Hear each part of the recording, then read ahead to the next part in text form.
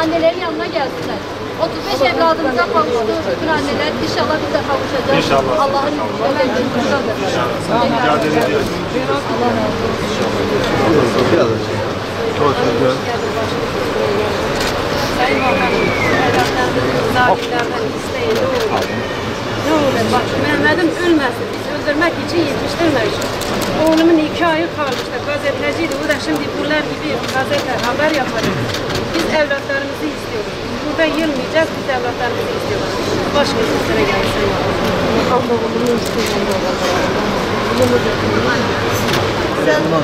Hedefe yok. Türkiye hedefe yok. Ne yapsalar da bu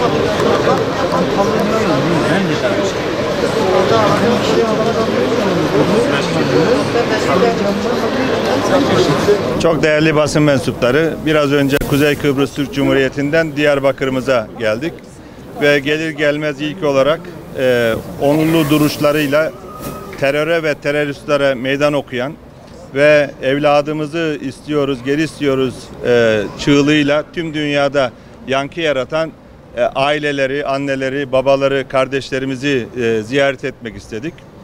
Ve 3 Eylül 2019'da Hacire annenin feryadıyla başlayan bu mücadelede 1015. günün içindeyiz. Ben de bugün buraya gelerek annelerimize, ailelere, babalarımıza, kardeşlerimize destek olmak istedik. Burada başlayan mücadele farklı illerimizde de yankı yarattı. Şırnak, İzmir, Hakkari, Van, Muş gibi farklı şehirlerimizde de aileler mücadeleler başlattı. Bir de biliyorsunuz Berlin'de bir annemiz şu anda rahatsız. Geçmiş olsun diyoruz Maide annemize. Bir tedavi görüyor. Berlin'de de oradan çocuğu kaçırılan Maide annemizin de mücadelesini buradan selamlıyoruz. Sonuçta PKK terör örgütünün nasıl bir terör örgütü olduğunu, Kürtlere ne kadar zarar verdiğini buradaki aileler, annelerimiz, babalarımız feryatlarıyla anlatıyor duymak isteyenlere. Ve bugün bu ziyarette PKK'lıların buradan kaçırdıkları evlatlarımızın sadece Kandil'e değil Suriye'ye de götürdüklerini bizzat ailelerden işittim.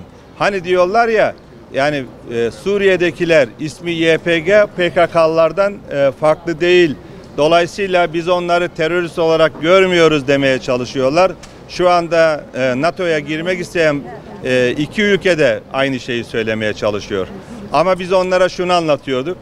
PKK ile YPG arasında hiçbir fark yoktur. İkisi aynı terör örgütüdür.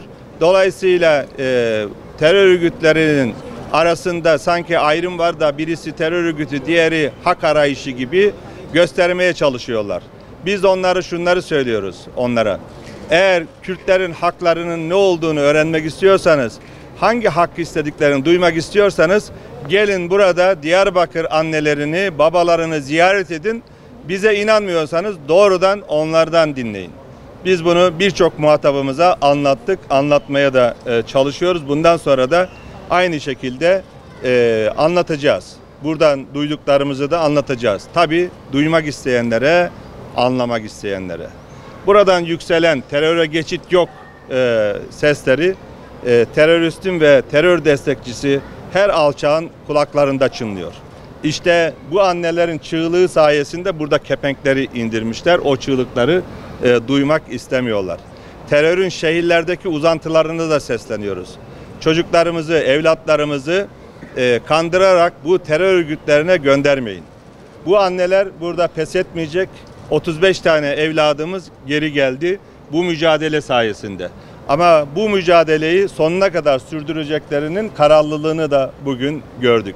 Bu mücadeleyi devlet ve milletle birlikte sürdüreceğiz. Devlet, millet olarak birlikte sürdüreceğiz. Sonuna kadar sürdüreceğiz.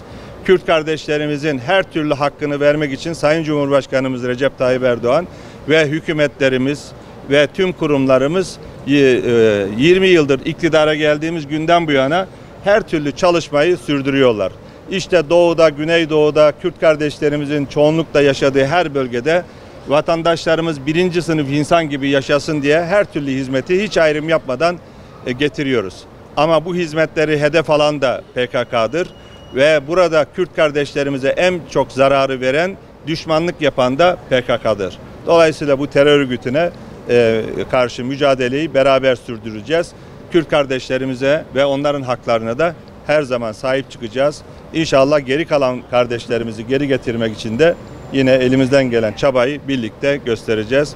Ben burada evlatları için nöbet tutan tüm ailelere şükranlarımı, saygılarımı, hürmetlerimi sunuyorum.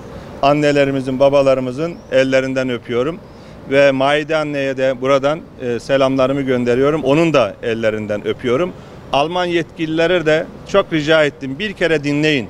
Bak burada PKK'lılar bir taraftan terör örgütüne para topluyor. Bir taraftan da buradan bile çocukları kandırıp dağa gönderiyorlar. Bu aileleri dinleyin dedik. Ama doğruları galiba onlar da duymak istemediler, dinlemek istemediler.